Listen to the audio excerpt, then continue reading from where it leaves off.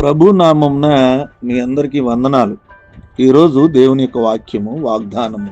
ప్రియమైన దేవుని బిడ్డ, ఒకని ప్రవర్తనను బట్టి వాని క్రియల ఫలము చొప్పున ప్రతీకారం చేయుటకు యెహోవాను నేను హృదయమును పరిశోధించువాడును, ఆంతరింద్రియములను పరీక్షించువాడును. ఇర్మియా గ్రంథం 17 అధ్యాయం 10వ వచనం. ప్రియమైన దేవుని బిడ్డలారా, మనం ఆలోచించే విధానం నుండే మన క్రియలు, మనం జీవించే విధానాలు మనలోంచి పుట్టుకొస్తాయి. ఏదైనా తోటలో ఆదాము అవ్వ వారు మంచి చెడుల ఫలము తిన్నప్పుడు వారి జీవితంలో మంచి ఏంటో చెడేంటో గ్రహించడం గమనించారు. మనం కూడా మంచి చెడులు ఈ భూమి మీద ఉన్నాయి, వాటిని మనం గ్రహించగలుగుతున్నాం దేవుని బిడ్డలారా. అయితే దేవుణ్ణి ఎరిగిన వ్యక్తి మంచి చేయాలి, మంచిగా జీవించాలి, మంచిగా ఉండాలి, దేవుని చిత్తాన్ని మనం నెరవేర్చాలి.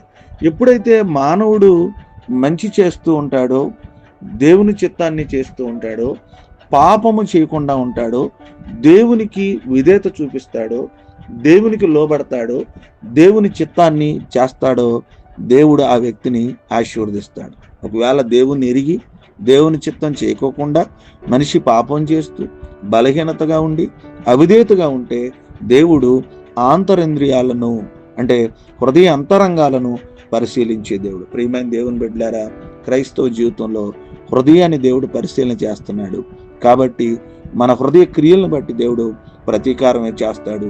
అంటే నువ్వు దీవించబడాలన్నా, నువ్వు ఆశీర్వదించబడాలన్నా, నువ్వు ఆరోగ్యంగా ఉండాలన్నా, నీ వివాహ వ్యవస్థ బాగుండాలన్నా, నీ ఉద్యోగం బాగుండాలన్నా, నీ బిడ్డలు బాగుండాలన్నా, నీ హృదయము దేవునికి అంగీకారంగా ఉండాలి.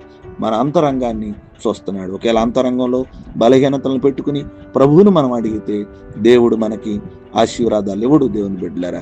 కాబట్టి దేవుని ద్వారా ఆశీర్వాదాలు పొందుకుని ఆంతరింగికమైనటువంటి జీవితాన్ని మనం కలిగి దేవుని ఆశీర్వాదాలు పొందుకుందాం. కొద్ది మాట దేవుడు మన ఇంట్లో ఫలించి ఆశీర్వదించును గాక. ఆమేన్. ప్రార్థన. అత్యున్నత సింహాసనాసీనుడా, సర్వాధికారి, నిరంతరము స్తోత్రార్హుడైన మా తండ్రి, మీ ఘనమైన ప్రశస్తమైన నామాన్ని బట్టి ఈ ఉదయకాల సమయంలో మీ దగ్గరికి వస్తూ ఉన్నాం. నేను రాత్రంతా మమ్మల్ని కాచారు. వాతావరణం, వర్షం, భయంకరమైన పరిస్థితుల్లో వేకుని లేచి మిమ్మల్ని ఆరాధించే కృప, ధన్యత, భాగ్యం మరలా మీరు మాకు కలిగించారు. అందును బట్టి మీకు స్తోత్రాలు. అయ్యా, వాక్యం ద్వారా మాతో మాట్లాడారు.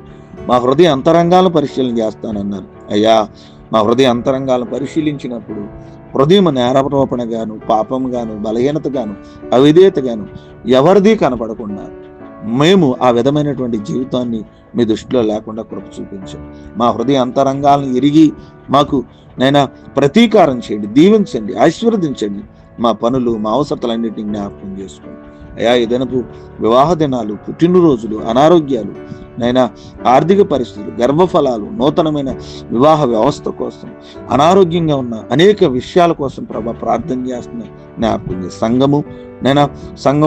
సంఘం అందరి గురించి ప్రార్థన చేస్తాం. అనేకమైన ఇతరుల బిడ్డల గురించి ప్రార్థన చేస్తాం. ఈ వాక్యాన్ని వింటూ మా ప్రార్థనలకు ఏకీభవిస్తున్న వారిని కూడా మీ చేతులకు అప్పగిస్తూ ఏ దినదీవులతో మమ్మల్ని నింపమని ప్రభునామమున వేడుకొనుచున్నాము మా పరమ తండ్రి.